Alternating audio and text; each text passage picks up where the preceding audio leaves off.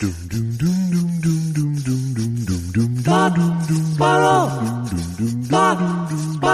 2 Jews, 2 mics, 2 hours, starting now. I also want to revise what I said the other day. I think you do purposely edit this show to make you look good and me unfunny. How unfunny? You think it's just a coincidence I'm this unfunny all the time? Listen to the show. You decide. I'm so delightful. It's not like I can hide my work, but I did start selling ads about 2 months ago without telling you. Don't do that. Look at my acting. Why? I'm practicing in case acting jobs do come up. That would be good. Do you really even think for a second I would try to remove nuance from this show? Nuance? No. But I'm just getting a lot of back communications from not Zeke Flossie, but Zeke Flossie's geek. All right, let's put that behind us. But here's what I do want to say. I talked to Gary Goldsmith. That can't be his name. And again, what's wrong? Lozenge on the lap now. Lozenge. So, first of all, I said, what did I just say? And he had no problem telling me what I just said because he only had to deal with it 3, 4, 5, 6, 7 times that hour, you know? Yeah. So he was totally cool with it. But also, I have ADD really bad. So it's not like, you know. I know, that's amazing. Just so trying to stay in the moment. So trying to rewind the tape isn't easy for me. Yeah. What's my excuse? I'm sorry. So Gary Goldman, I told him about this. I'm going to tell my therapist tomorrow about it. I told you about it via text. I discussed it with Gary via the phone about basically that regardless of what the hell went on with that week, I had no idea I was going to read a letter like that. I didn't imagine in the moment because I'm in the mode of, hey, Josh and Andy, where do you get your screwdrivers? You know, I'm not, it's like a collegial atmosphere. Yeah. So when it was basically, he said everything that you know to say to me, look, if you're going to think of something, make it funny. All right. And don't put down people unless you have a thing. Okay. So it just totally enraged me. And so I think we all sensed that. Yes, it enraged me. And and here's the thing: I'm not going to go what I usually do and say I'm not I will apologize for anything that hurts people's feelings, but I believe what I said to that person was real. They were trying literally to hurt me. And I know the person, one of the people I've known has sent me crazy things about how great Joe Rogan is. I didn't connect these two people. It's because I'm not on Instagram that much. Yeah. So, that's why I wrote to you about it. And then you said, look, we didn't even have to do questions that much. I don't ever want to be unintentionally sandbagged by myself. You know what I mean? I don't quite understand what that means. Okay. If I checked out that letter, I would have known. I would have seen that guy's just saying horrendous things to me. Yeah. And then the next guy said, yeah, when Andy broke, wasn't that great when Andy broke? It's like it's like trolls. It's like a troll convention. Right. Well, as I said, we don't need to do questions all that often. Right. You know, because it was funny last week just because there was foreshadowing in the first hour. I was like, do you want to do questions this week? I don't want you to get angry. Oh, did you know it was a bad one coming? No, I just mean the last couple of weeks we've had anger. Our shows have ended or included anger episodes. Right. Here's the thing.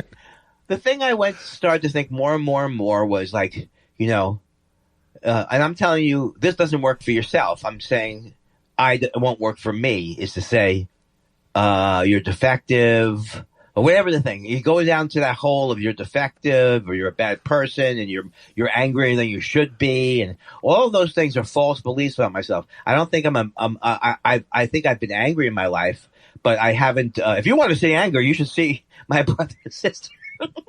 But so what I'm saying is that basically I came by the end of the weekend to literally not care. I mean this in the best way possible. I don't care how people perceive me as a person. You can't win that game. No. You just can't do it. You cannot. You can't do it. So once I was able to realize that it has to come from me or my higher power or whatever, I'm a good person. You know, all this stuff. And then you no longer take it so seriously. I just went right into my father, and he was like like if my father went evil and just decided to pour poison on me.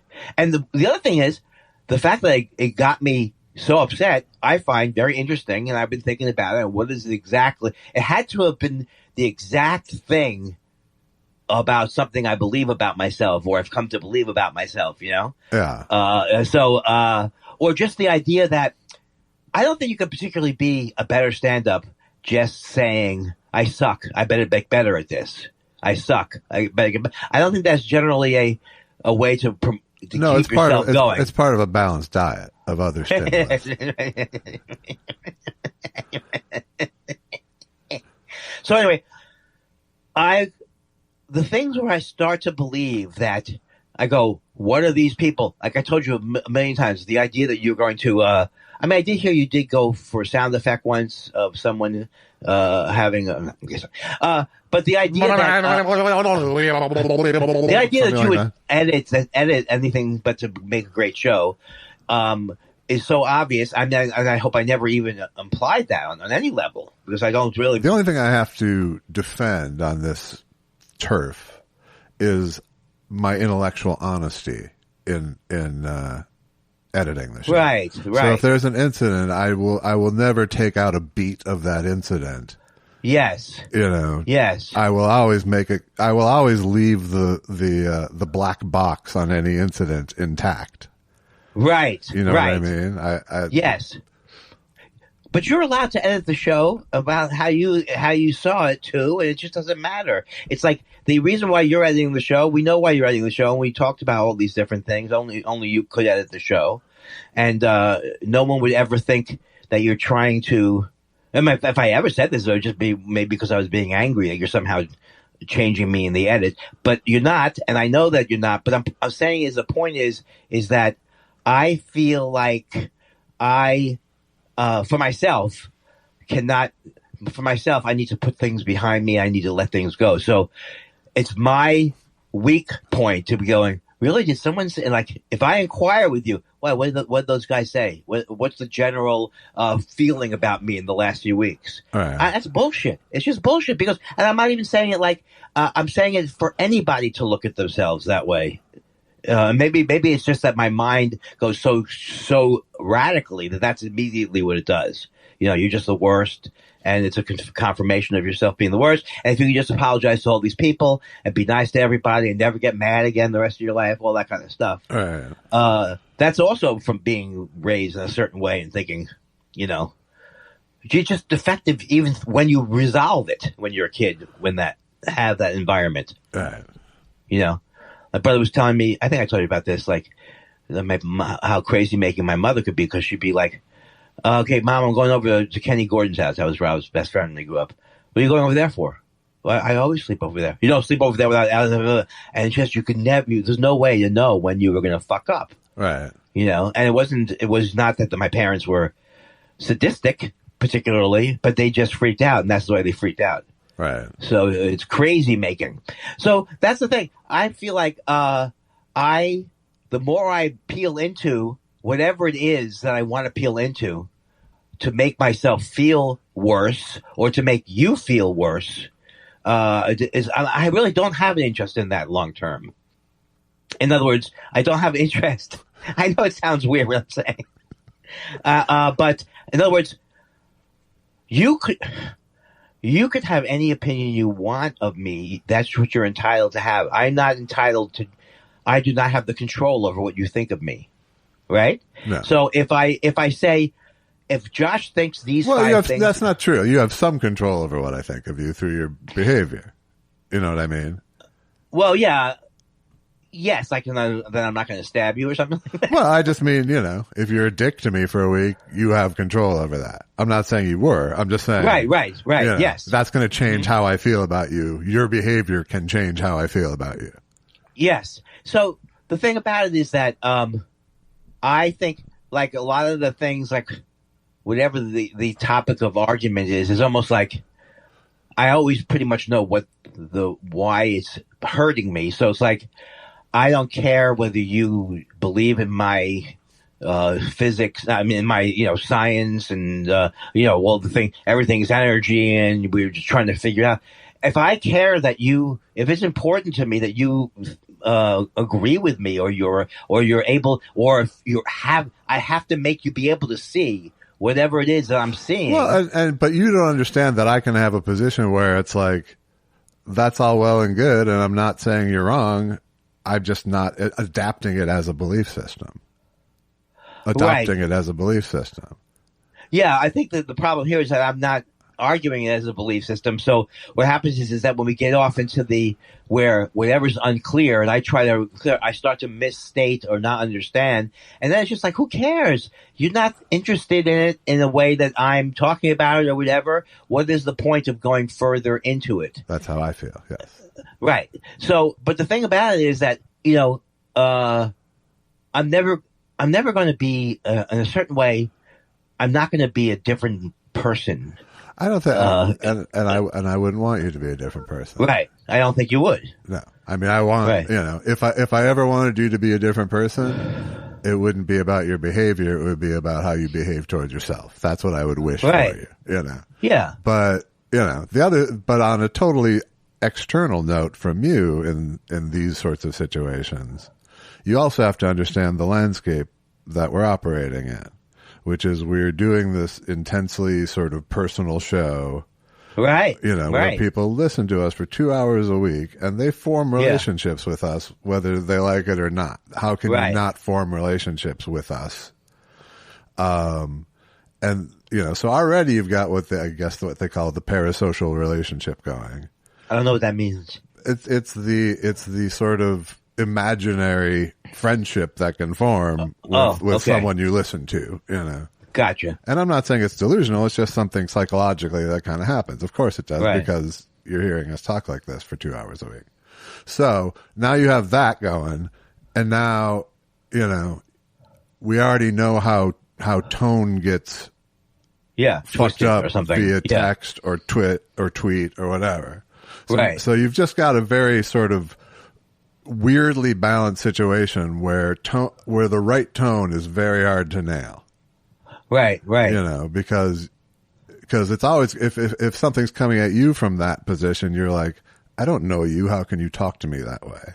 Right. And then from their point, they're going, I do know him. I can talk to him that way. So, yeah. You're talking about like when people writing in and stuff like that? Yeah. I'm not saying these particular ones last week, but I'm saying someone can can good-naturedly take a shot and it misfires because it's a tough tone to ride.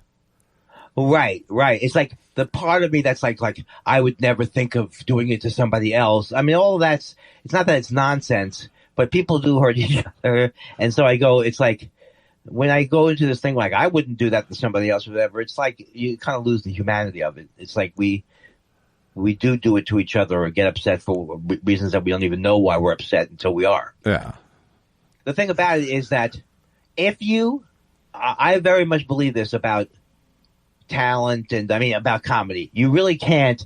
You think you can figure it out, and you think that you can come up with a formula, but it doesn't really. That's not always what it is. Is not the formula.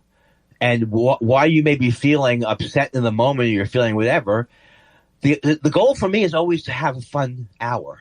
That's really all I'm ever wanting. And when it doesn't go that way, it's I get upset or whatever the thing is, but my goal going in mostly is let's have a fun hour.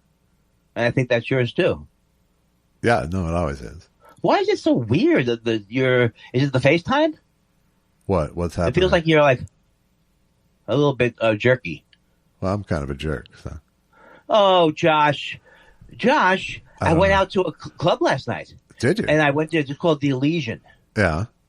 And I don't never heard of this club. I don't even know where it is. If you ask me right now, where is it? It's out near Atwater Village, near Elysian Gardens. It's like Riverside and something or other off of the 5. And it's a nice little goddamn room. Good. God damn it, Josh. Why can't I see you as well? Is there something on your lens? No, it's just not a good reception today. I don't know. I really don't know. Is it ever helpful? Do you think I could take a class on how to ask more people. Light? Does that help? Does the more light help? No, it's like literally. It's like, you know what it was? It's jerky. Now it doesn't matter because I'm used to you being a jerk. I made that joke 2 minutes ago. I didn't hear it. I'm like Robin Williams. I didn't hear it. There, is that better? Well, certainly remove the Barbara. What am I trying to say? The joke about someone who uses to makeup. Barbara Streisand lens. Yeah. You know, I know these things that we know aren't real, but I don't know what the real thing is. Yeah, Barbara Streisand with the Vaseline on our lens. Now, we know there was no Vaseline on the lens. No, they do things like that. You can soften the focus. Right. But is my point it's not actually Vaseline, or what's my point? What's your best side? And I know you're going to say you don't know, and I don't know.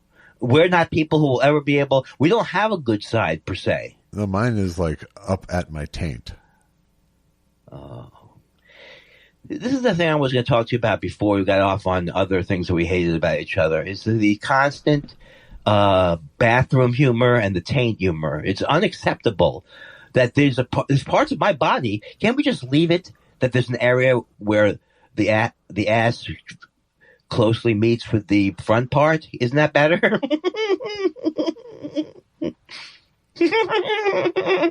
That's what I'm coming here for. I came here in January for. I don't see as many as God. Am I buying grapes at the wrong time period now because they don't seem to be as good? And can you tell me when the grapes? Yes. But do you know when season to season when you're going to get your grapes? No, I don't. Okay, so there's nothing you can help me with in this. I usually equate good fruit with the summertime. And then, isn't that amazing? But do you get that thirsty thing? See, I get that thirsty thing with fruit. That's like I want something that will quench my thirst and also something I can eat. It's like a double thing. Have a peach.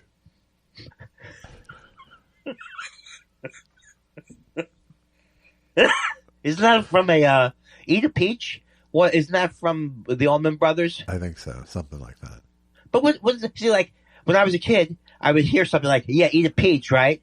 I don't know why they're saying it and if it means anything, but I want to be cool. It's dirty. Oh, is that what it is? Sure. You mean the peach is a vagina? I don't know if you need to put that fine a point on it, but sure. I'm putting. In other words, they were so horny in those days that they couldn't separate fruit from sexuality. It's ridiculous. You're fun. What? Josh, don't cry. Josh. Why? Why don't you reach deep down? You're doing a yeoman's job. Hey, did Alex ask you this? I put the song Grudge in last week's show. That's so nice. Felt appropriate. And is that your lead guitar or is that your partner Carter's lead guitar? That is Scott Carter playing the lead. And I think you can tell. Well, I don't know. I don't know I've never heard you in concert back in 1979. So I don't know where your chops got to. Well, my chops were very good as a rhythm guitarist, and if I put time into it, I enjoy soloing in a Grateful Dead, like let's each take a verse, but not. It was good guitar work across the board. Don't get me wrong. Yes, it was particularly he played solo guitar. It may be like up there with my Steely Dan favorite songs in terms of the lead, you know. But am I trying to say I'm like Steely Dan? No, I would say it was only him. Only he transcended into Steely Dan. No, that's the point. He said to me last time, "You're a great songwriter." So I still think he's not looking to play with me. You know what I mean? Like, take it away, Schmoopy Town. Right. But we were going to get together and try and write stuff because he's just unbelievable. It's been so many years though, but But I could sing that lead to you. I don't want to, but that's how much in my soul it is, you know? You and also those born with a grudge to bear, you carry it everywhere. To let it out, get it out, find something to fight about. It's about America. No. The song is about America. You didn't even know what it's about. It's about you, my friend. I think here's the thing. It is the closest thing to an autobiography you've ever written.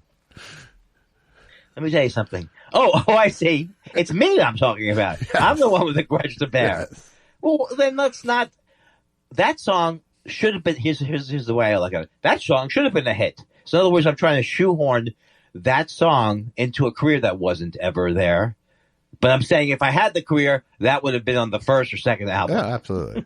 It's my. I think it's my favorite of your songs. Oh, yay! You've got a grudge to bear. Ba-doop, boop, boop. You carry it everywhere. I think now I sing so much better with my. I wonder. I wonder.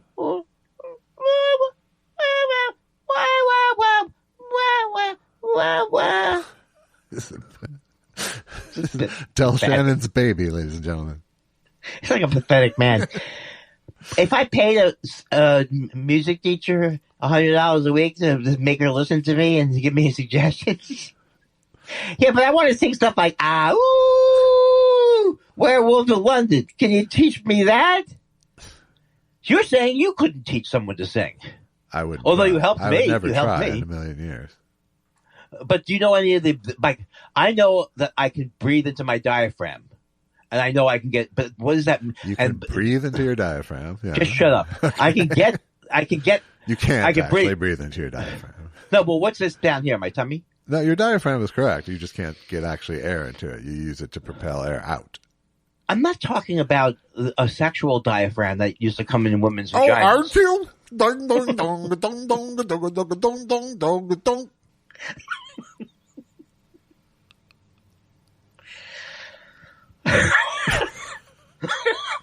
I don't know. I'm sick. I don't know. Can you tell I'm sick? I have a really bad cold. But it doesn't sound as bad. When you point at your face and go, I'm sick, it really is the key. It's a giveaway. You know, here's the thing. It's obvious you think I'm a moron. Everyone knows it. Uh-huh. Everyone no, not everyone knows that you think I'm a moron. I'm yes-anding, so. Yeah. Please know that I'm not doing this because you're stupid. I'm doing this because I'm playing along with your bit. Following improv rules, yeah.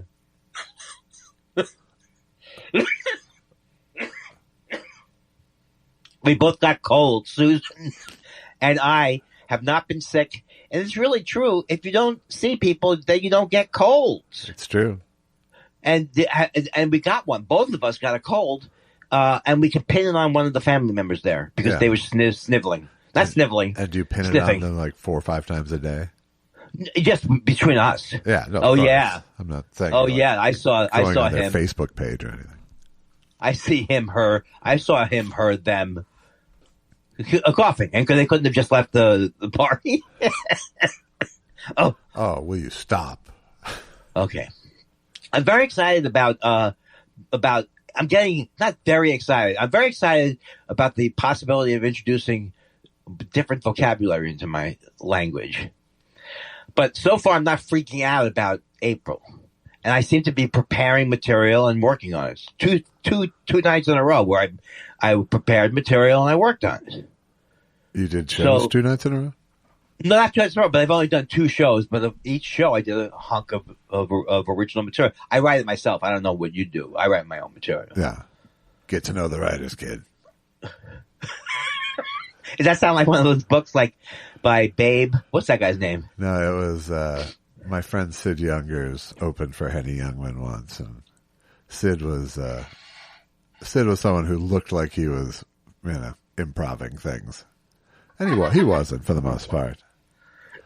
But as he brings up Henny goes, "Get to know the writers, kid. You can't just fake your way through it."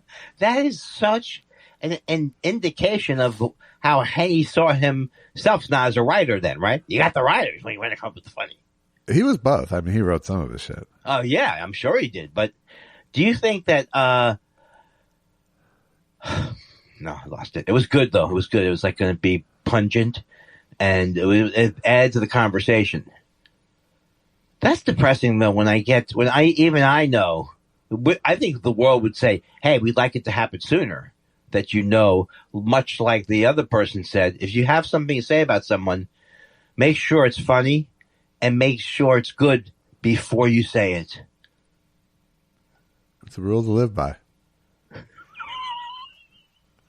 So your set went well last night? My set not only went well, actually, there was a couple of times last night where I actually got big laughs. And that felt, I would think that's part of it going well, isn't it? Yeah, but I guess I don't remember ever doing that well. So it was like, or that well in an LA situation. So I think that means that I've hit my stride. You just don't have doing well muscle memory. Well, because I don't all of a sudden go on stage and go, I know how to do this, so I'm going to be comfortable. No, I don't do that. Although I'm getting more like that because I realize that putting all the pressure on yourself, and like you said, just come up with the time between now and then. That's all I got to do. A nice hour show. I haven't even hired anybody yet. That's good. Yeah.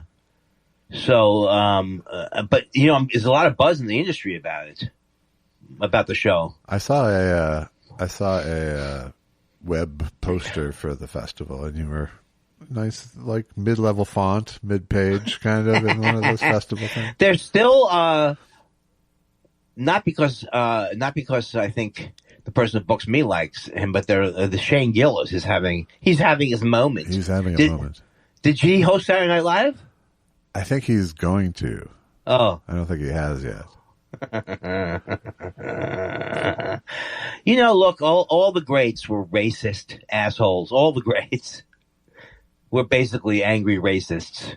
I got nothing to say. I don't know. I've been watching little bits of him, and I think he's writing an interesting line. I feel like, in some way. Well, that's you've seen more than I've seen of him. I haven't watched his thing. I am just reacting to him calling Chinese people the C word and feeling that that's a good thing to do and defending it. No, obviously it's not. But we have plenty of friends who've said worse or at least equal.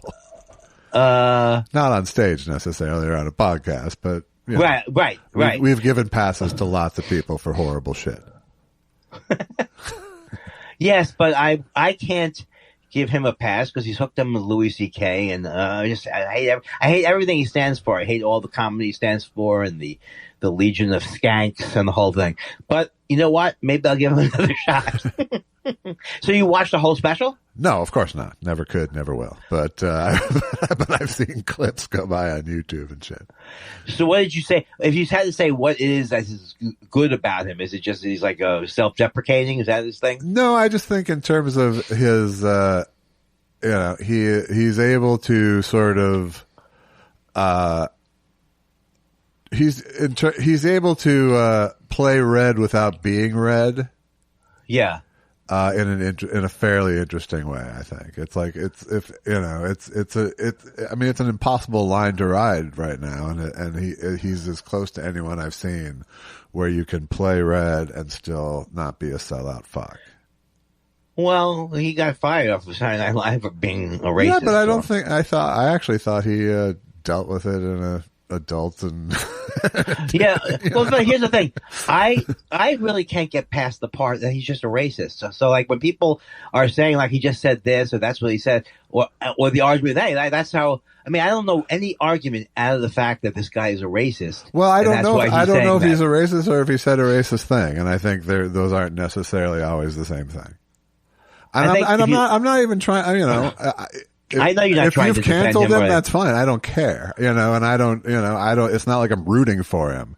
But what I'm saying is I've seen clips of him recently. See, did my arm just make the screen do something different? That's pretty good. I like it now. I like it when thought bubbles come out. It's just, it's interesting to watch him, talk to without being exactly of that group. Right.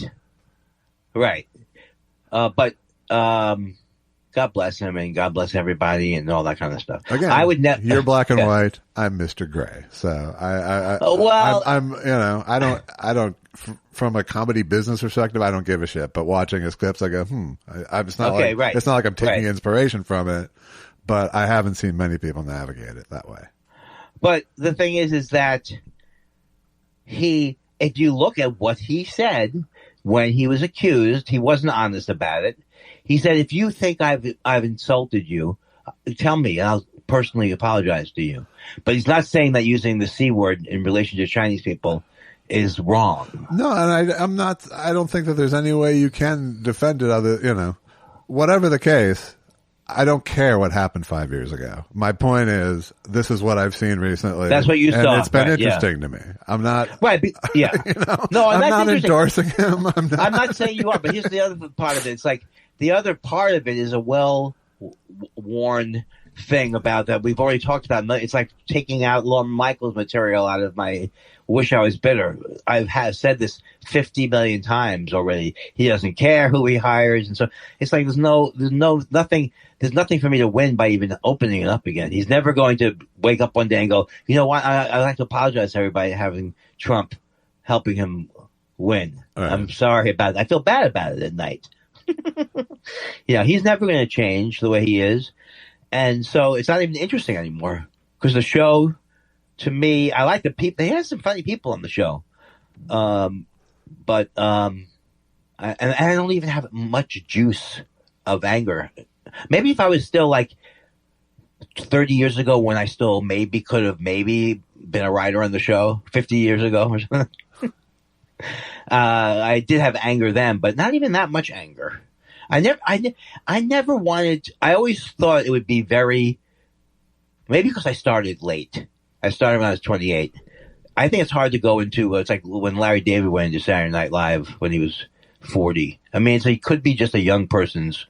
Well, but also you don't do characters. You don't, you were never a Saturday Night Live type person.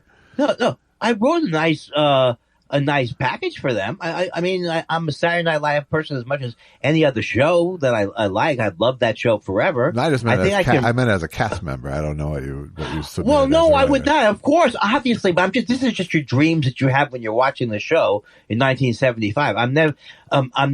There was interest in me writing for the show, so it was something that I had to consider. Mm-hmm. And I did think I could write for the show, but I don't think that, I think there are a lot of people, certainly I'm not experienced working with people. I mean, I just keep thinking when you hear about all the horribleness about the show and you think about how painful it is. I can't think of a more toxic atmosphere for a younger Andy Kindler. Yes. And even Larry David had to come back at the end of the weekend and pretend he didn't quit. Yes.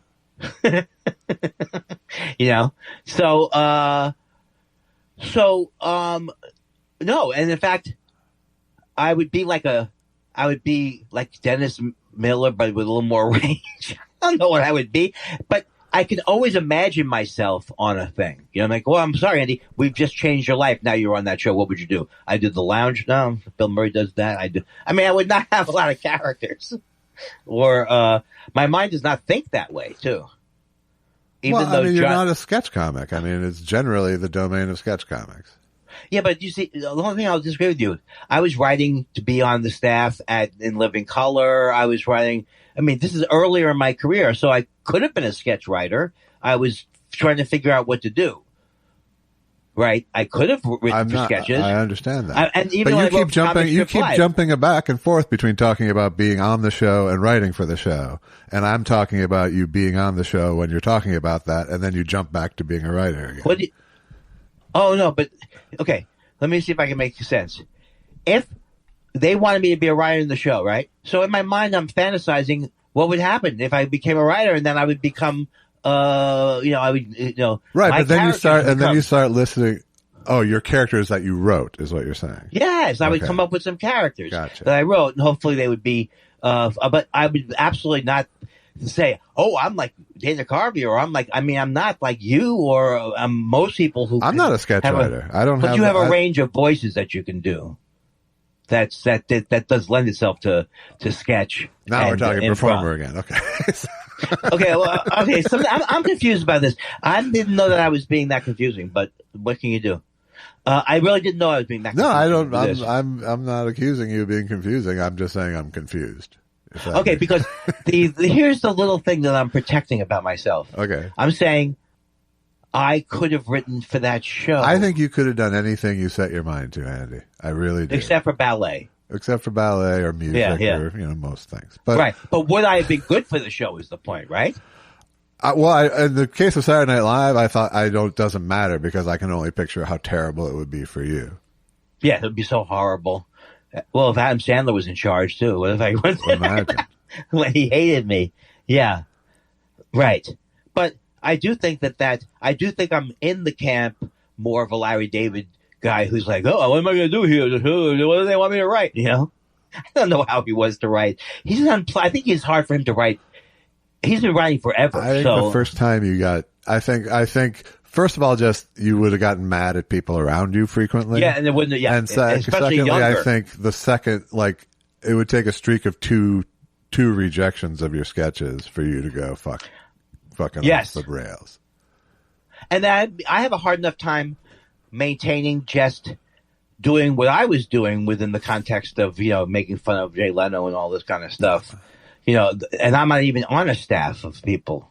You know, it's like it's hard. I mean, I did talk shows for 2 years, and so you do have to come up with lots of ideas every day. So it's not, and you have to let go of them.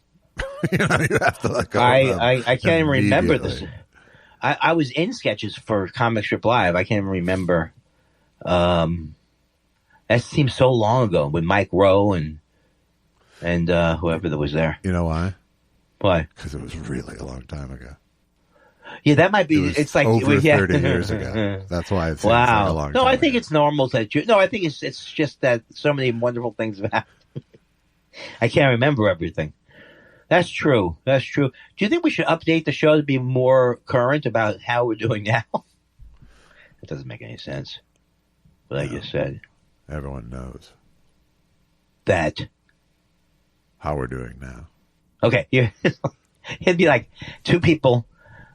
Can they? Okay. Let me get past this minute because there's nothing even really happening. But I think the other thing is I have a residual thing of now I'm thinking, don't get mad or angry, which that's just always going on inside me. Don't do anything that's going to make you mad or anybody else mad. Just be nice. But where's the humor in the being? I saw the Flower Moon thing. We watched that. Oh yeah, did you like it? Did you see it? I think I did, but I can't remember. I mean, I don't know. It's pretty intense. I think it was good. Yeah, I mean, I think it's good too, but it's a hard watch. Yeah, and I don't remember one scene from it now. Yeah. Again, how is that different from any other movie you watch at this point? Well, I guess it would be, I could only talk about Modern Romance or one or two movies and remember. Yeah, stuff you committed to memory years ago. They went into a different file. Did we talk about American Fiction? I like that movie. We did talk about that. I haven't seen it yet. Yeah, so that's a really I think you'll like it. And this, like, I thought it was really some funny things in it. Yeah, and that's doesn't usually happen in movies. I mean, I'm just like the most obvious thing I'm saying that serious movies don't always have a lot of laughter in it, but this movie had a lot of laughter. They were able to ride that line. I watched a few episodes of Poker Face on Peacock. Yeah, I love that show. It was sort of like, I like it, I get it, I'm done now. Like I think I watched 4 of them. 3 of them were pretty good. One of them just straight up kind of sucked. But I get it. I like it. You know, I'm glad they did it. But it's like, I don't watch this kind of TV. You know, I don't watch that much Columbo. So, you know, this is. Well, the early show, I think, was better. The Russian, when she was that show.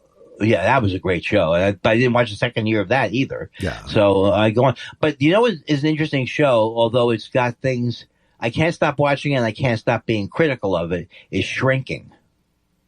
Is that Shrinking is Jason Segel. Jason Segel. Not Segel, right? Jason Segel and Harrison Ford. Yeah, Harrison Ford is hilarious in it. First of all, you know, you get these ideas in your mind that you go, well, he's the great actor, but I'm sure he doesn't have range. Yes, he does. He has all the range that he needs, and he's talking at a normal voice because he's been doing movies his whole life. So he's not screaming like a sitcom actor. But the thing is, there's so many things like scenes where they're dancing and celebrating. It's like it goes too quickly over to like, let's say this guy and this girl are going to end up going out, but it's in the 9th episode. They have them doing it within 10 minutes. Yeah. They're going out. And that's like the whole thing is set up that way. But there's some really funny things in it. And I really love him. I'm a fan of his. I liked him in that movie, Steve at Home, or whatever it was called. He cracks me up. Jason that Segel. guy. Yeah, I think he's funny. As do I. I've worked with him on Freaks and Geeks, as you may or may not remember. Oh, that's right. Was he a sweetheart to work with? For the most part, yeah. Did everybody have their moments? We don't have to say anything specific, but did everybody have their moments except for, I know Sam is pretty not everybody. Not everybody had their moments, but there were moments, sure. When you think of how much pressure there is because of how much of the zeitgeist it captured. Well, but we had no idea there was any zeitgeist being captured in terms of zeitgeist of TV. Oh, when you were actually writing it? When we were writing it, we had no idea. And when it was airing, it was not doing well. Oh. It wasn't until after that it sort of gained its legend, really. Wow.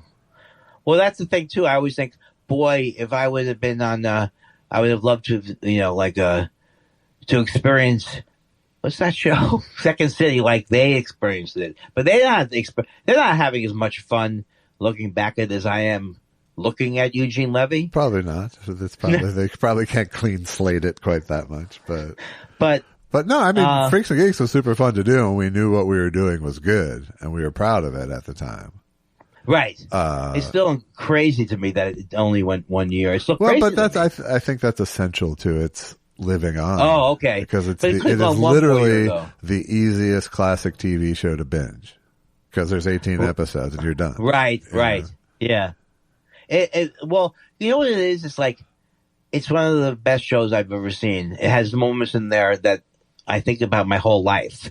So, maybe it's also because I know Paul, or, you bring your own things to things, or I remember what that was all like for us at that time period or whatever. Yeah. But, I don't really know what I'm saying, except I think I'm done with that, Jason. I think I'm done with the Jason Segel comment.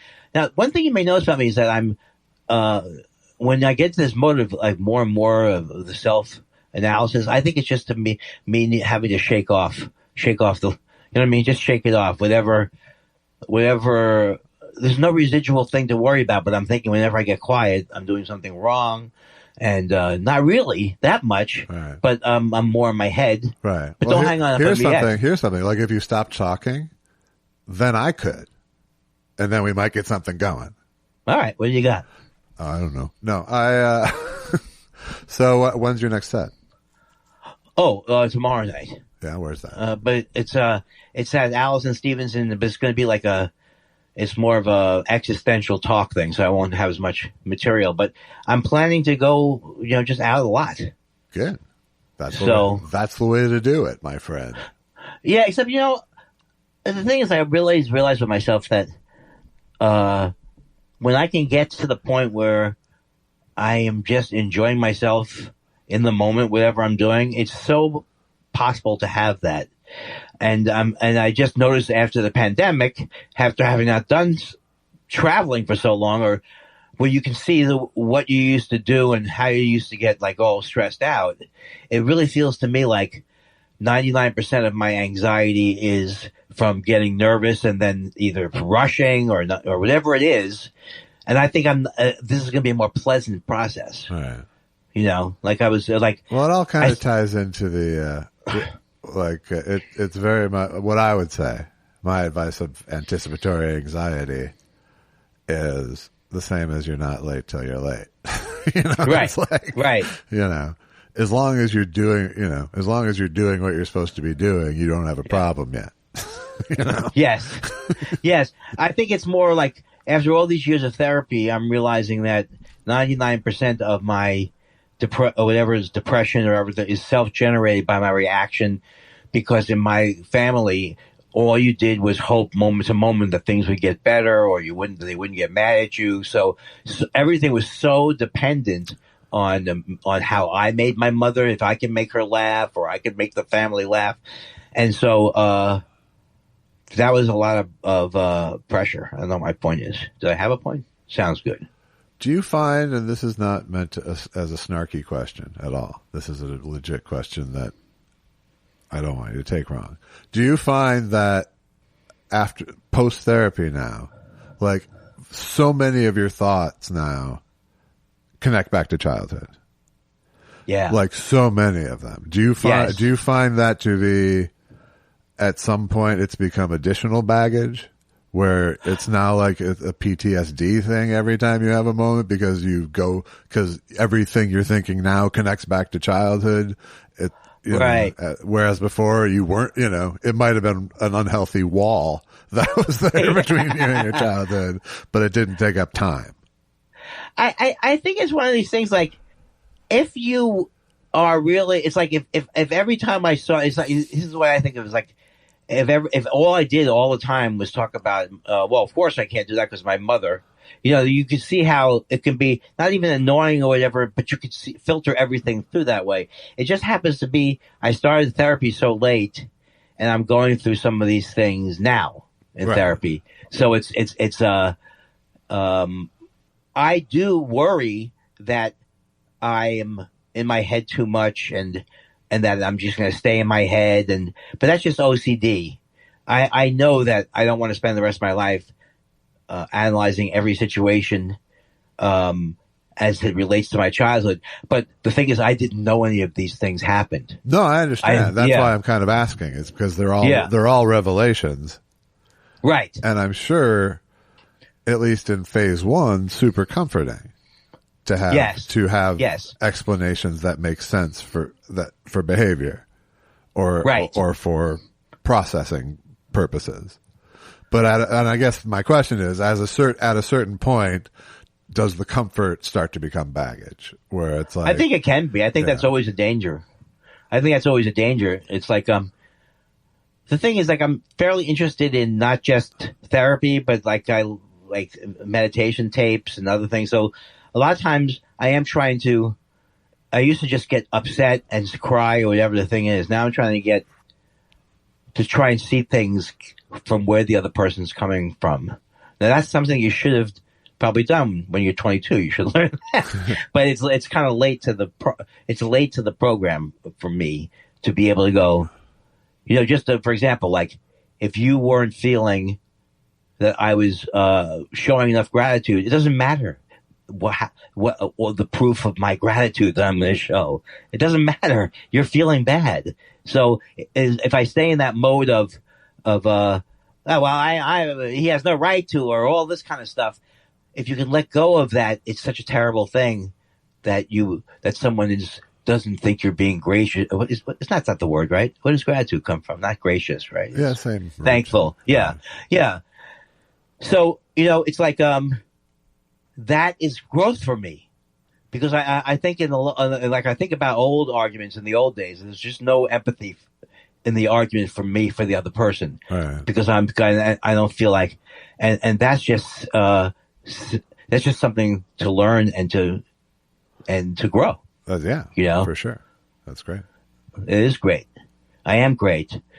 Masterclass, something like that, right? Sure. Mastering Andy's mind for everybody. They don't say master bedroom anymore which is good. Sure. They say what do they say? The ensuite, the bigger one, not master, they don't say that. They say the head bathroom. The Führer room now, they say. What do they say? The Führer room. Oh, those Germans, right? Those bunkers had ensuite bathrooms, though. What's nice is I keep going back watching older Nazi material. It just never gets old for me. I was telling Jen that I watched like 5.5 hours of Showa the other day. Oh my! I've never seen any of it. Oh really? It's an amazing work. I actually did see it back in the day. Wow! But it's an amazing work. There's things about it that are mostly just the language wise that are a slog, because there's 9 languages involved, and right. But what's amazing about it is that's different from all other Holocaust stuff is that there's no archival footage. It's all all interviews with eyewitnesses and people who were there and in locations as they were at the time of shooting the movie, but no archival, which is really unusual for. It's great. Are they still and they're still adding to it, obviously, right? Well, no, there's the Shoah Foundation, but the movie itself was this French. Oh, it's all done. It's all 9-hour doc that was. Wow. Yeah. I need to break it up into 3-hour. Well, they've broken it up into 2 things now, so I don't know. Is he the director? Is it Spielberg like kind of the director, or the no? That's all. The project? That's all Shoah Foundation, which has nothing to do with the movie. Right? Oh, so he supports. Shoah is the word for the Holocaust. Shoah is the word that means Holocaust. Yeah, for that specific Holocaust. Right. That I found out when I was doing my Shoah shofar material once at a conservative temple. What a great thing to do wordplay with, huh? Oh, those conservative Jews. I think we've done very well today, Josh. Yeah. And the thing is, I think I need to do more analyzing of myself.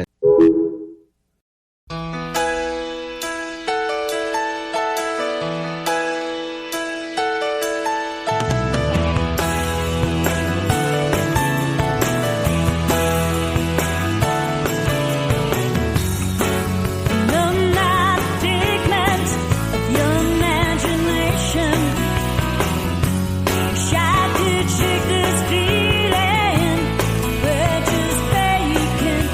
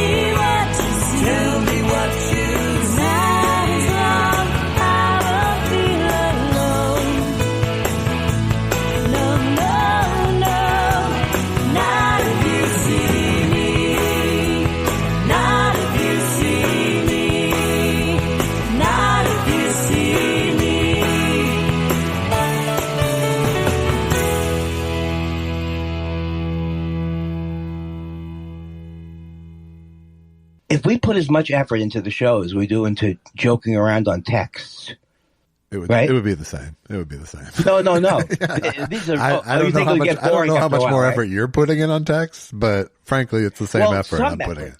It's direct attempt at humor, first thought humor. Yeah. And I think what you're saying is that might not be entertaining to people over the long run. Well, certainly not reading the text exchange. That's not entertaining. If that's where you're headed. No. I think if it was a classic, if it was really great, I would bring it up. All right, well, regardless of how you felt about it. That's fair. You know what? I want to start the show at making you feel good. I do. Oh. I'm not being ironic here. I'll do that because we got a letter. We're not doing questions today. Right. It was a cooling off period. I'm happy about doing other things. But this letter, I think, is so encouraging for you that you need to hear it, nonetheless. Well, thank you. Obviously, I'm even listening now. Yes. This is from Spencer. The subject line is "Kiss Andy's ass." All right. Spencer says, "Hello.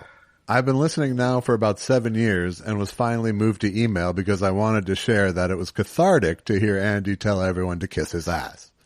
I forgot I said that.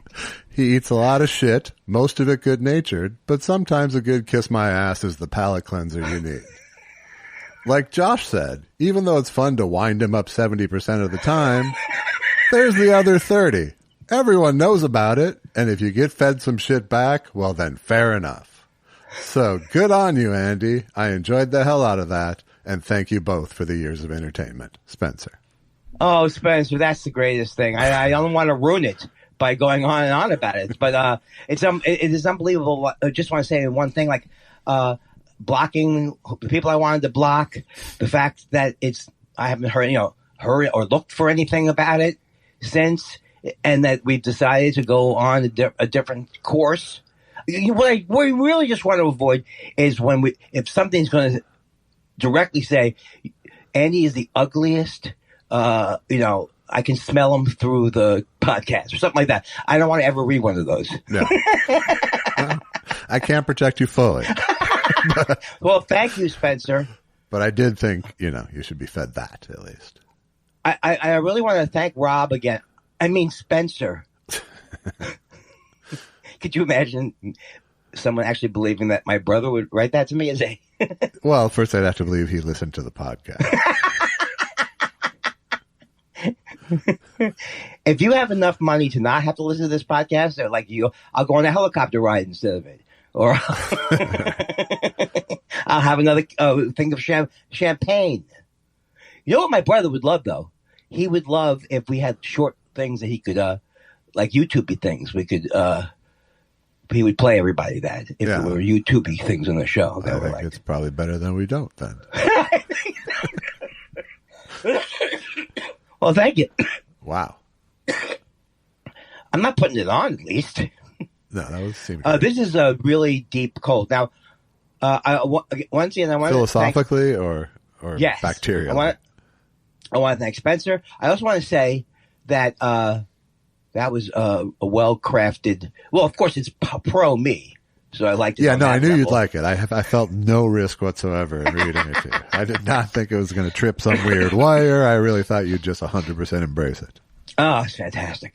But I was going to say that. The other thing I wanted to say was that I'm going to cop to this. I don't know.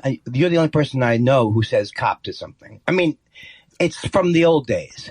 Am I? Do I use that? I don't know. You once. When I asked you about marijuana, you said, "I said, how often do you smoke?" And you said, "I'll cop to smoking." I don't know if you said every day then. I don't know. I'll cop to it. And why do I have to bring it out in this uncomfortable way? I don't know. I just don't remember. I mean, it sounds more like I said it once a long time ago rather than. More importantly, what the fuck did I just say? Can you give me one word of the sentence that I just said? Cop to? You were going to cop to something?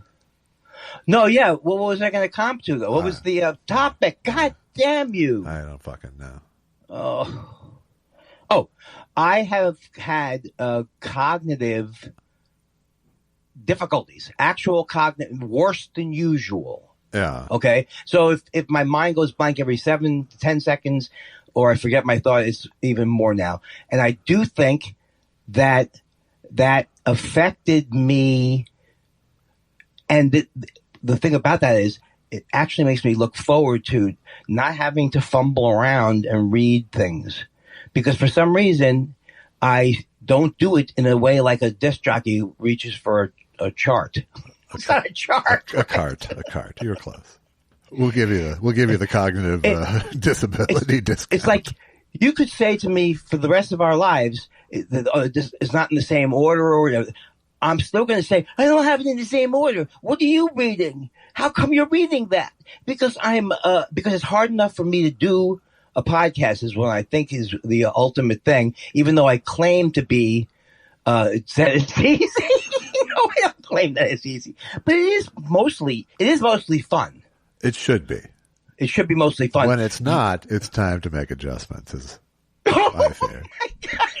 Like we're not doing questions. Just the way you say it. You sound like the CEO coming down. Look, I tried to give you guys latitude. I have to cop to that. I don't know. It doesn't really fit me that much. No, but do you see the guy at the podcast radio station coming in? He goes, look, when I hired you guys, I wanted to give you the latitude of being yourselves and, trying to find some kind of a thought spiral. But why so angry? I don't think the anchor would bother him because that's like talk radio. That's ratings. That's right. Yeah. Oh, Josh hates. Did you hear Josh punched Andy? Well, I would have punched him if I was Josh. This is the way the internet gets, because every once in a while I'll go into like a Reddit, and they if they're tearing down whatever, I can't remember. I'm looking. If they're tearing down whatever they tear down, you really get the image of like a butterfly or something nailed to a. It's just as if it's not even a real person they're talking about. Yes. Oh, like was the rumor? What was the rumor about someone marrying somebody? I blew it. All right. So what else is in the news? You have anything? Because I could lead off with something. Well, if you have it all teed up, I don't want to break momentum. I've got backups. But here's the thing. I wrote it down, so I'm not going to forget it. So if you'd like to lead off normally, I almost did it. If I did it, would that mean I'm getting better cognitively? I don't know. In a way, I'd almost rather you do it and not mention it than.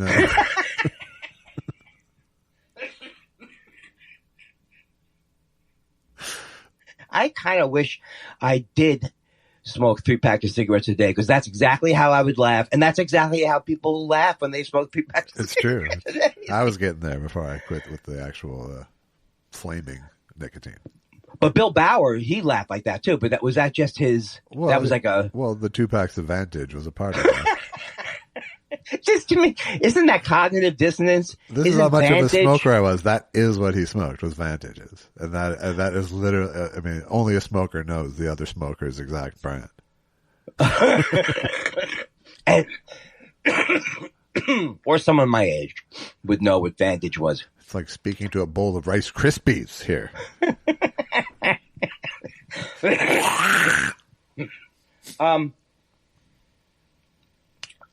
Just tell me who you were just talking about. We were talking about our late friend Bill Bauer. Right, our late friend Bill Bauer. I can't be it. I'm so fucked up. All right, so no, we were. What did we were decide? Talking about Bill Bauer as it related to your cough. That's how there was no actual topic. I know. That's why I just realized why you can't tell me where I was, because where I am is something I was going to talk about afterwards that may have not had anything to do with. You're asking me what was I going to say, and I just can't answer that. That really is true. Dear Mr. Kindler, after all I'm sorry, I had 3 different ways to go. I've got this up on my screen here. I've got the Washington Post article about last night's JFK Jr. comedy night here in L.A. Big fundraiser. Come on. Big comedy fundraiser for JFK. Not Jr. JFK. Don't, you're already confusing me, and I'm not bright. Robert, I'm sorry, RFK Jr. JFK Jr. died the week before my wedding because it was at my bachelor party when we learned of it.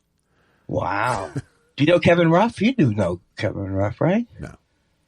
Oh, he's from the Groundlings. He was friends with JFK Jr. I don't like to drop names in the middle of your stories, but let's go. Especially when it's totally irrelevant, and you scolded me for using JFK Jr. as a thing. So. Yeah, it's wrong. RFK Jr. had a big comedy fundraiser here in L.A. Is Cheryl Hines in this? She emceed because it's But see if you can guess who the comedians behind Rob Schneider. That was one. Are you kidding me? No, he closed. Okay. Well, let me just think for a second. It's not going to be Joe Rogan, is it? No, but same ballpark, kind of. I'm cognitively I'm not good, so just tell me who's there. You got your Adam Carolla. You got your Jeremy Piven. Okay, I would not have guessed that. Would you? No. Oh, no. Jeremy Piven's not. Oh, he's just stupid. Surprise guest Jeremy Piven compared white men to Bitcoin. We were the toast of the town, and now everyone's trying to dump us. Oh, what a horrible affair. Comedian Rob Schneider, prowling the stage in a fedora, complained that in California public schools, one day you drop off a girl, and in the afternoon you pick up a boy. In Russia... And then he said, I just want to say one thing, Josh. Here's another Schneider quote. I'm old enough to remember, said Schneider, a long ago Saturday Night Live player, when the Democratic Party was the Democratic Party. Remember when they were against war, censorship, don't trust your government? He trailed off. That wasn't really a joke, was it? But here was the most disappointing personally to me.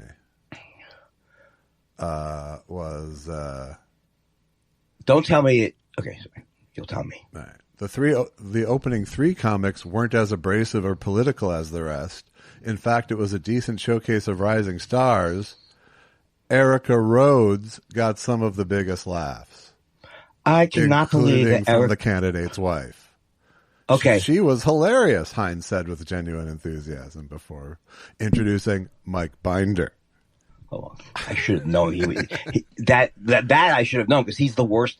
I heckle him on Instagram. He's the only person I heckle on Instagram. Yeah. Erica Rhodes. I was very surprised to see that. That's wrong. She shouldn't be there. I agree. And I know her, and I'm going to tell her that, and I'm going to tell Bruce that because that's her manager. And Bruce used to manage Cheryl Hines, but Cheryl Hines needed to go for some.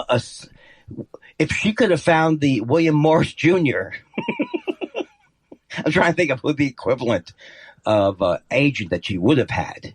That's equivalent to her, like going, I'm going to date RFK. I'm going to fucking marry Hello, Sydney? Hello, Cheryl? No, she's Cheryl. Hello, Betty? I'm going to fucking marry RFK Jr. I know he's a nutcase. But I will be in the middle of Washington, hubbing and bubbing. You don't think it's possible that RFK Jr. pursued her? I think he pursues everybody. Yeah, do you? I don't know. I think he's got I think I'm not trying to say I know that he's got a problem, but there's something wrong with his brain. No. I'm going to say this now since you opened the door. She's just like, there's no more social climby person in the world that I've ever seen than Cheryl Hines. Yeah. So, I have no experience, so I can only go. Yeah. Well, I think marrying RFK Jr. when you're a progressive and then supporting him is unforgivable. I don't believe you love. Do you love him? You really don't. You already tricked me into sounding like a fucking apologist for Shane Gillis the other day, so I'm not.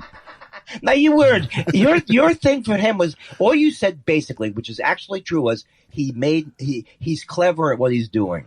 Well, yeah, not even that. I was just all I was doing was fighting for the right to make my point, and I ended up becoming Shane Gillis. No, I don't want to turn this into another Shane Gillis thing.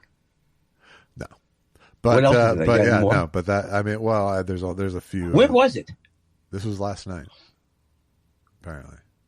Stand-up comedy event for RFK Jr. last night. But the sort of underlying She just says that's terrible. Isn't it? Wait till Yeah. she hears more. Go to Washington Post. The underlying point of the article was that it was really like vastly majority Trump people than as opposed to Democrats.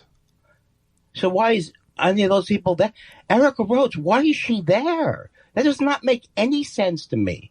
Unless she's going to tell me, Andy, first of all, maybe she's got a little Cheryl Hines in her. Well, now we're making it like women's thing, like a woman do it this and women, because they're social, men are social climbers too. It's not a sexist thing. It's men will do it too. There'd be a time when I climb up Howie Mandel's ass. I saw it. You didn't see me climb up his ass. You saw me lapping around. just some dog-like Don't sniffing. take that out. Take lapping around out. I don't care what you do. It's over for me. Everybody can kiss my ass. No, it only works occasionally, Andy. You can't make that your go-to. Don't make my hook. What if I did like a Sam Kinison type of So, all of these people, RFK Jr. is not going to win the election under any circumstances. If he gets a little action going, maybe he could lose the election for somebody. No, he's not going to win the election. The the Republicans are supporting him, thinking he's going to be a spoiler against Biden. Right. And in fact, he's going to be a spoiler against Trump more than Biden. Right. Yes, that's true. That makes sense. That he would, no person who would vote for Biden would vote for RFK Jr. is the answer. Well, I'm sure there's a certain small percentage. I bet Erica Rhodes, for example, voted for Biden, but is now going RFK Jr. I'm going to talk to I'm calling her right now.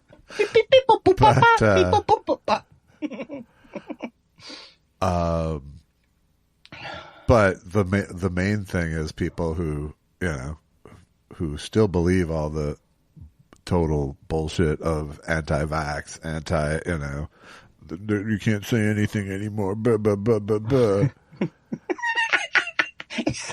don't want to support Trump. You have that for RFK Jr. there. Well, here's the thing, and when you look into the mind of, which was a great show, the mind of Jimmy Dore. Howie Mandel. Oh. No, it's like Jimmy Dore. If you said to him, "Don't you think that this could hurt?" or that would be. He doesn't care what. He doesn't care who's elected. He doesn't care who's in office. He literally cares about Bujuju Greer's the green, baby. Yeah. And, that to me is actually uber evil. Very, very evil. Yeah, because there's no, it is just pure cynicism as opposed to flawed idealism. Right, exactly. If it was flawed idealism, I could say Jimmy's going to the studio and go, Jimmy, let me tell you something. The Seth Rich family does not, seriously, they don't want anybody talking about this anymore. Why are you doing? Do you feel bad for them at all? You don't feel bad for the Seth Rich family? That's what separates people. If you can't conceive that you're hurting, I know my jokes have hurt Jay Leno's feelings. I'm not an idiot. If you think that these things are not having an effect, all right, let's move on. That was good, though. It was really healthy. It was, you have dimples, I think. Yeah, I do. I'm adorable. Is that true? I'm adorable in every way. Do you really have little dimples? I do. Holy moly. How are you not mocked as a kid? How with are you dimples? not mocked as a kid? You're like 6'7". Because I was fat. They had an easier target. Let me ask you a question. I can't do the voice. I like the cut.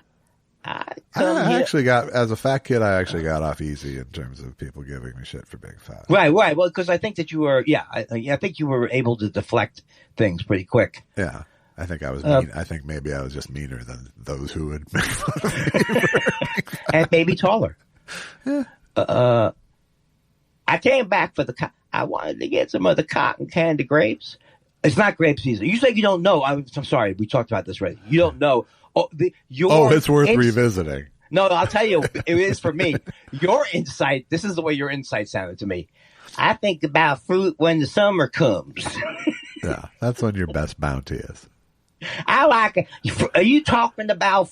I don't even think about fruit to May or June. No, I think you'll find there is a time in the late fall, early winter where there is like a big old crop of fat ass grapes. That's it. That comes right in. around Thanksgiving. So why wouldn't a genius like me, instead of asking you, asking everybody else, it's the end of February and I can't find grapes. Why doesn't somebody go, because that's not the season they're anywhere on the planet. Anywhere. Right, stupid.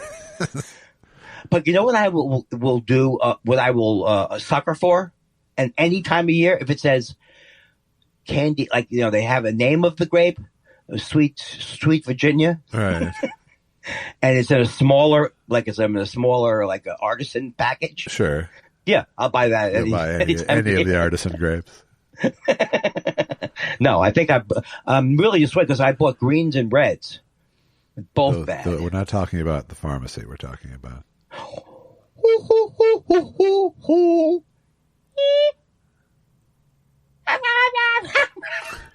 I want to be 85 years old with like a horrible, voice, like something is affecting your voice, and just sitting there, wonder, that's actually happening. So I don't know why I'm saying I'd like to see it. Right, you're living the dream. Okay, so I have a couple of things, but I don't want to. Please bring a thing. Stop saying I have things and bring a thing. Don't bring more of that. Okay, so I do have another Hitler show to recommend, and I know that Susan came in the other day, and it was like a roast of my Netflix things. A guy who shoots the headless killer, the headless serial killer, whatever it is. It looks like too much true crime. Yeah. And then there's a whole area, Hitler, everything that would be prompted by the word Hitler, all those things come down. So this is called Hitler: The Lost Tapes.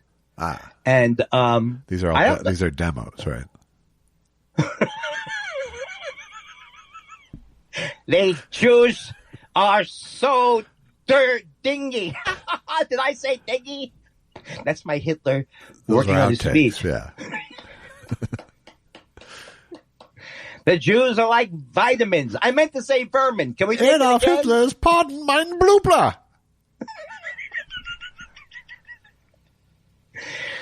Do you know what living space is? The store living space is? Living spaces. That's what Lebensraum is. Lebensraum. That's what they wanted. That was the code word. He saw me too. But that was the code word. We're going to clear out the whole area. Oh, yeah. And install heart people. Oh, yes. Giving elbow room. Was what we... That's exactly what it was. And so I thought, then one thing I thought that was funny was anytime you put Hitler in front of anything. So let's say if it's Dylan. That's what Mel Brooks thinks too, by the way. I know it's gonna a cup that's gonna. But if you have Dylan bringing it all back home, right? But Hitler bringing it all back home, it's all different meaning. That would be his album, his Lebensraum album. Okay, I stopped being funny a while ago, and you noticed it first.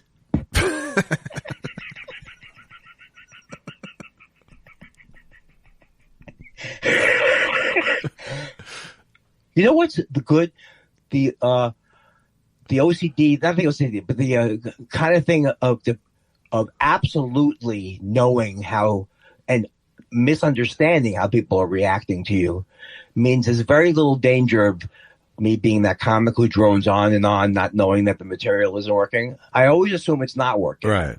Yes, then you'll stop yourself generally before the deafening silence. So this one is good because it's got Timothy Snyder. He's written a great. He's on I don't watch anything anymore, but he used to be on MSNBC. He's writing about how just about Hitler, how we're slipping into a Hitler thing. Do you know his name at all? Does that ring a bell? Timothy Snyder? Not really, no. Okay, but so he's on. This is Hitler's Lost Tapes we're still talking about? Yeah. Okay. And it's National Geographic. And the thing of it is, like, I watched every Hitler thing mostly. And there's always an angle, right? And sometimes the angle doesn't work. So there's that one. This does not have any of the ones that really are bad, like the one with the ladies, the body language thing. And so she goes, so she stops the tape. You see Hitler. He's turning his back on Goebbels, leaning favorably towards Himmler. You know, that kind of stuff. Yeah. There's none of that. It's just really intelligent people. I'm not saying the body language person wasn't great.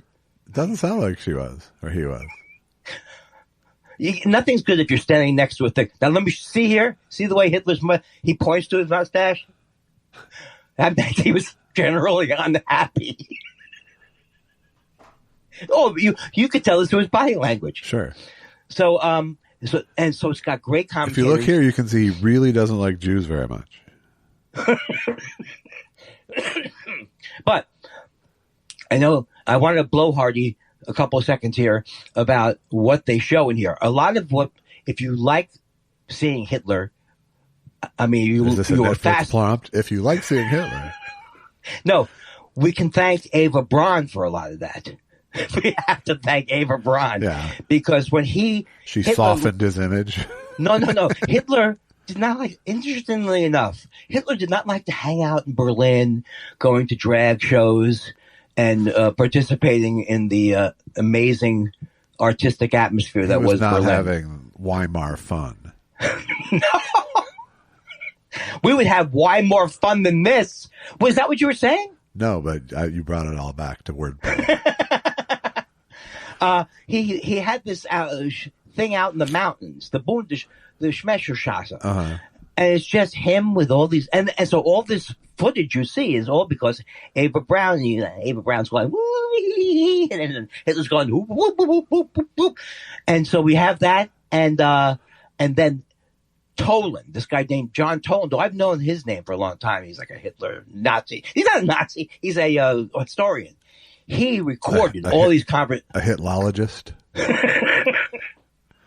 He recorded all these conversations with, Rudolf Hess's wife.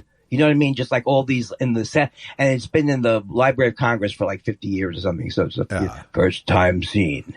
And those are just fascinating. When you hear Rudolf Hess's wife say, yeah. Well, she doesn't have an accent. Like, just shut up. But she's talking about. So far, you do the best Rudolf Hess's wife I've ever heard. Well, you know that woman, I don't even know her that well, but the woman that he really kind of had a torrid affair with, if you could say torrid and Hitler in the same sentence, was his cousin, Jali Jajuju, that she shot herself in the head in his apartment. Like a family thing. Right. But it almost derailed him. And you're not going to like to hear this. Do you know why Hitler did not want to be married? Because he had a misshapen testicle and he was gay. And no. This was because he would lose the woman vote if he's like John Lennon. He'd lose the woman vote. He got mad. So what I'm telling you, and I'm not lying about this, Hitler was like, they wanted him, these women. Sure. Why? Like a bunch of Cheryl Hineses running around.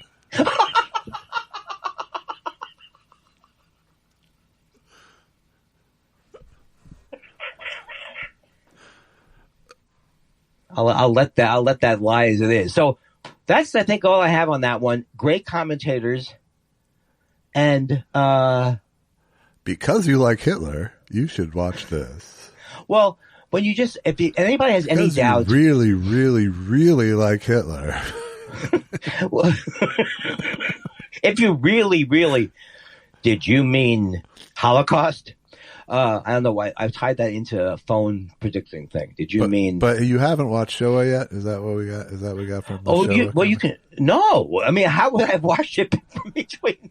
It's such a 20-hour film. It's like 9 plus. Okay, I'll see. I'll watch Showa. So you're saying if I'm watching these things, how am I not watching Showa? Exactly. I'm not saying not saying you must see it as a moral thing. I'm saying you must see it because you are a Holocaust completist. Plan on several sittings, by the way. You don't have to watch it all the way at once. Okay, but the thing is, What do you mean playing in several cities? I said plan on several sittings. Oh, so it wasn't that I didn't get the joke. There was no joke. It wasn't a joke. It's playing in several cities. No. What does that even mean? It's not released, right? I saw the one a couple of years ago that was really. I'm sorry, I got something.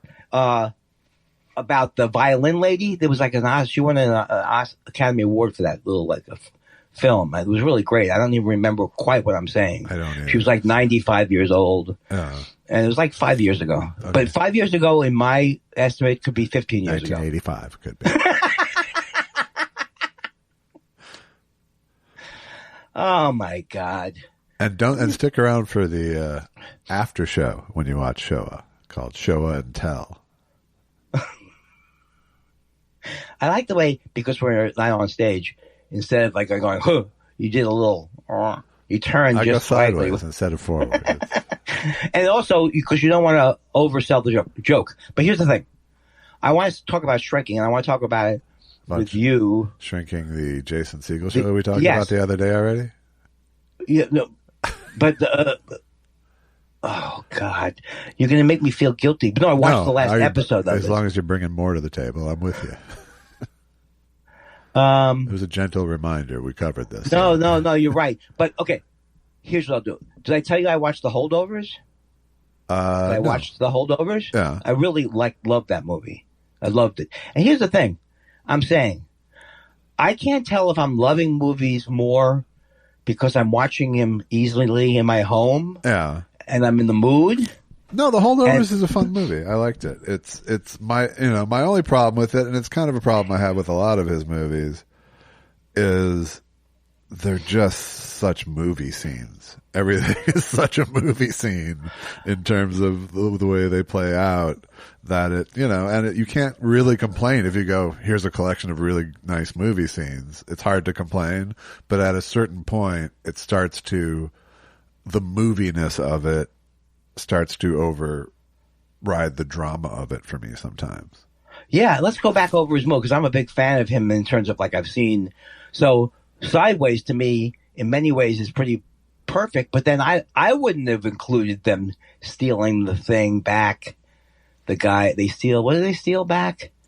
They almost get beaten up by the guy or shot by the guy. So there is almost that big screen moment type stuff with him, right? That, or too much drama where you don't need the drama. But I thought Sideways was so hilarious. It was, I mean, I don't really. It's not like I want to pick it apart. I was just saying the only thing that I really kind of had against the movie, because I thought all the performances were really strong. I thought, it's he also can kind of throw an extra quirk onto people when it's not necessary. But I know exactly what you're saying. What is the general word for these things? Slightly contrived? Contrived or overly precious sometimes, I guess. Right. But I like his movies, and I like this one.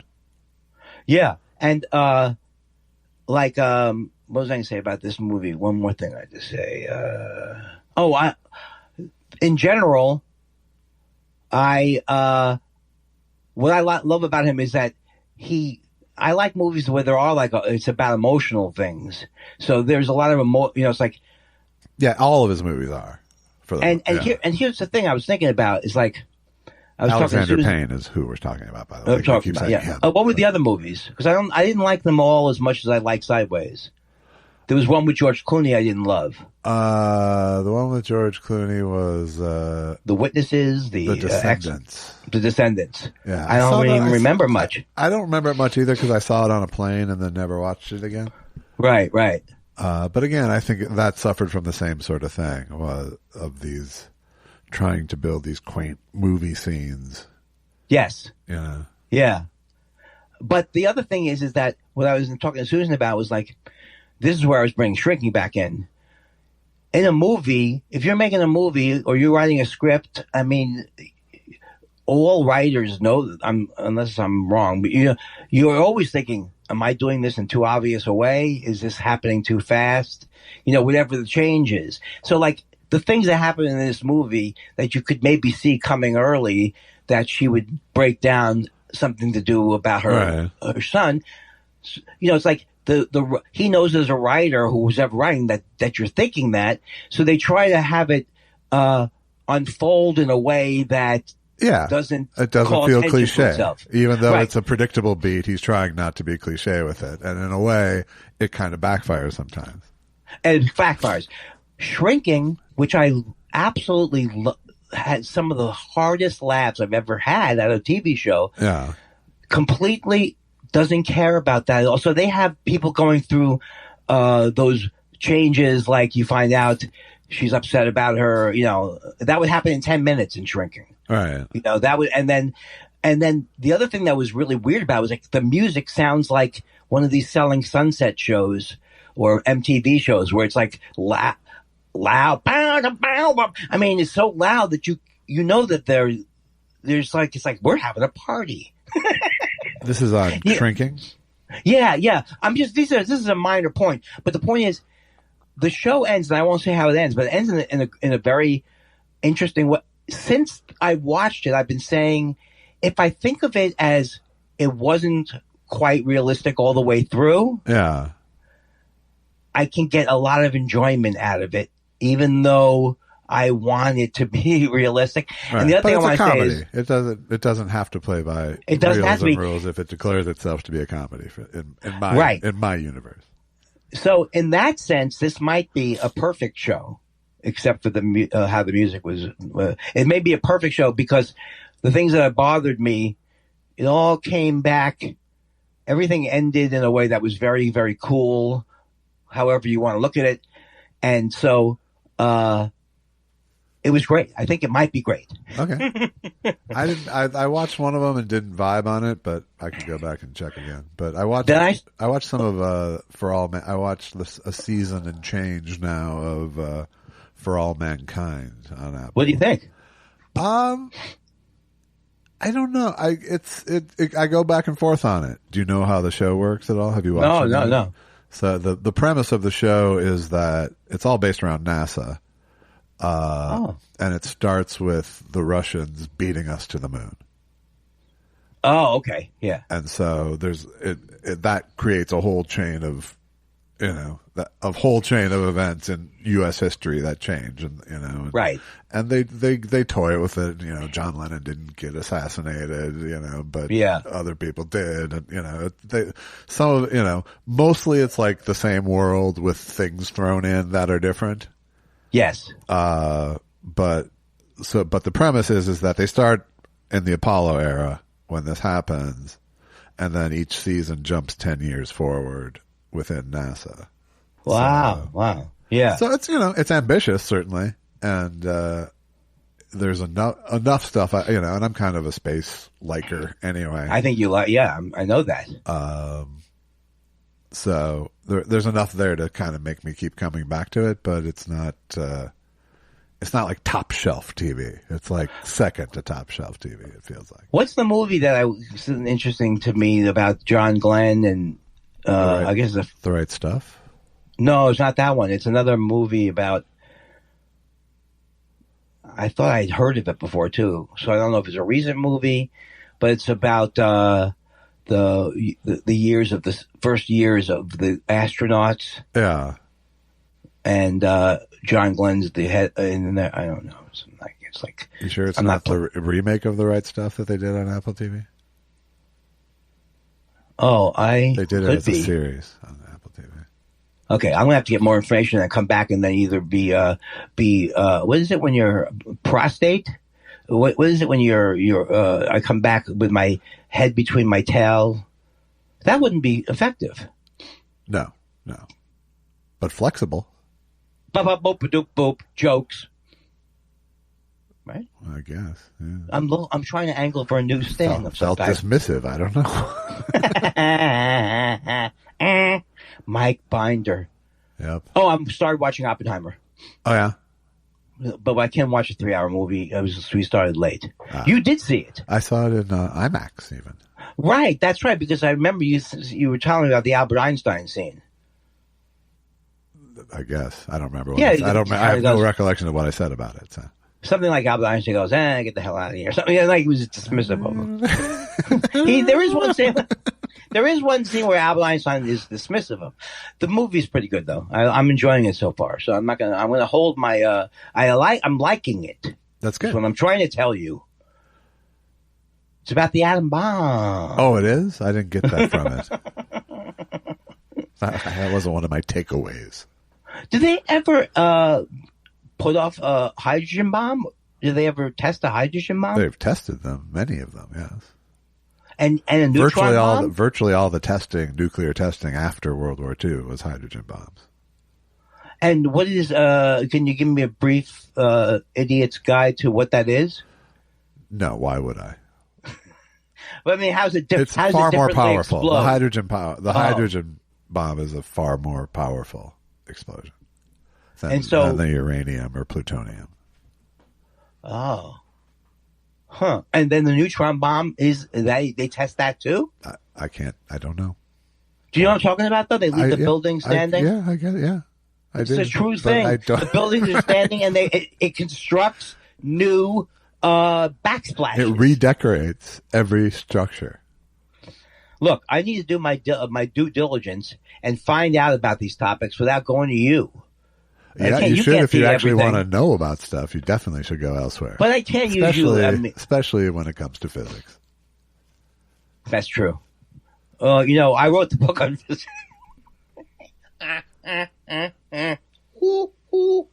These graphic thing I'm reading on Einstein is really good, and the same guy did a thing on Feynman. Just like a Jew loving. Do you know Feynman? Richard Feynman? Yeah. I don't know much about him. I don't know him either. I mean, I know who he is. That's it. I know more than you. I know that he also worked at the Lawrence Livermore. Yes. The Lawrence Livermore. Who would be named that? That's a fake name. And we're back. Edith and Fred Livermore's boy. We'll be back with early onset dementia comedy. Hey, wow. No, Andy, it's right on time. That joke gets a rollicking laugh. That joke has not been recorded yet. Rollicking laugh. So I know here it has actually. Rollicking. Okay. No, I'm saying I've done it on stage. Even. I get it. And people are like, how do you write a thing? How are you so funny? I've seen funny before. You hear them laugh and you go, future album gold! Are you getting your TV warmed up for tomorrow? Is it tomorrow night? Shane Gillis? He's my favorite, you know. Is it tomorrow night, though, that's going to happen? I can't believe it. You stole the show, my friend, with this. I know that you're more than you're an actual friend. Not my friend like you. Well, yeah. Like Michael. Yeah. You were patronizing me with my friend. Yeah, with the patronizing. You were honoring me, clearly. Right. I would like to say that you brought it. I don't know what's wrong with me. I told you I have cognitive thing. Here's the thing. Let's say one day later, 10, 15 years from now, I do 20 years from now when I'm 90, I do another podcast. Yeah. I have to go in saying, I don't hear well. I just can't focus on what you're saying. All right. I just have one piece of advice here, and it's something I gave you 7 years ago now.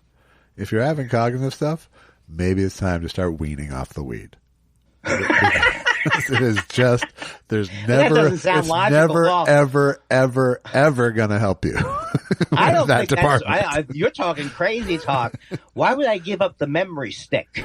Why would I give up memory glue?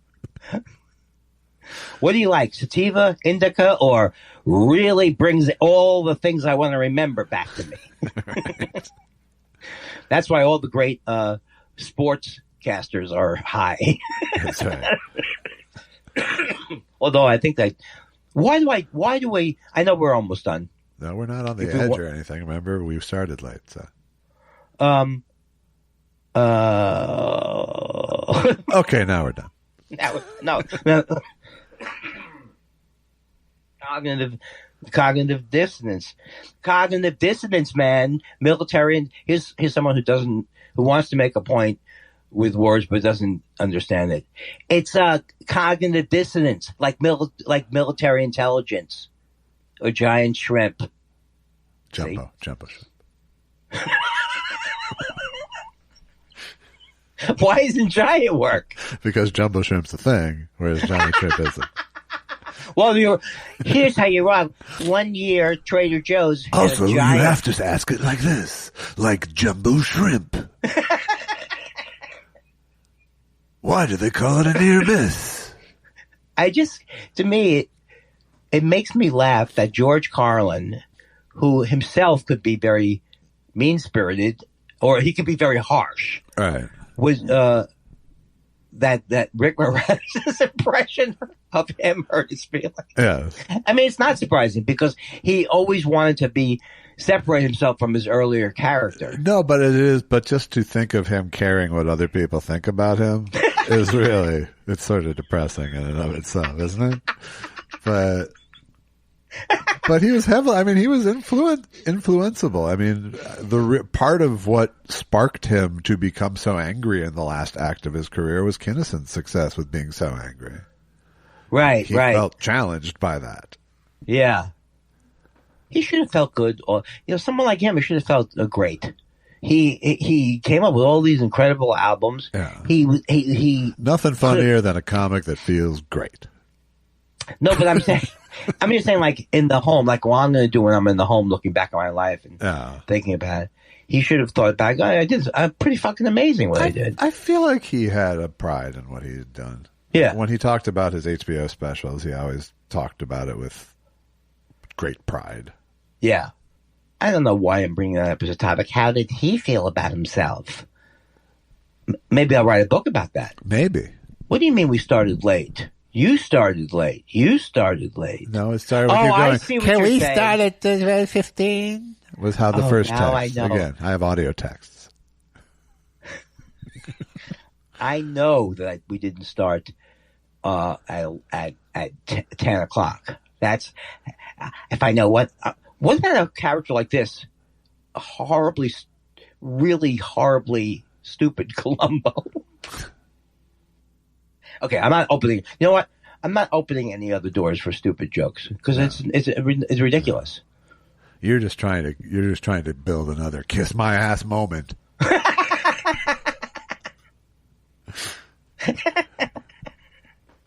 Didn't I do it once again? Didn't I? Yeah, I did it twice already on the show, right? So the third time would be probably. It's got to be good. Well, I just want to say to everybody, stop with your bad hang up routine. How can you see that? Because I see you squinting and leaning forward to the button. It's just like the. Well, I was going to say something like go to a couple. Is there anything else you have to say besides that people should go? I bought cups of coffee for somebody else. How nice! That was very nice. Unbelievable. I'm like Also, I want to say to the podcast, please never ever allow anyone to say that they're using the product on the thing. That is, don't just, hey, true crime fans, I'm a true crime person. We have this new game show thing about true crime. I've played it and it's great. If you'd like to prevent us from becoming disingenuous liars, go to buymeacoffee.com/thoughtspiral and buy us a coffee. And then I wanted to close with the yelling. What was it? Kiss my my ass. The thing? Kiss my ass. Hey, I have one thing to say to you. Don't try to. I'm distracting over here. Yeah, I'll be. Do you want me to be the studio audience going kiss my ass along with you? Yes. All right. I wonder.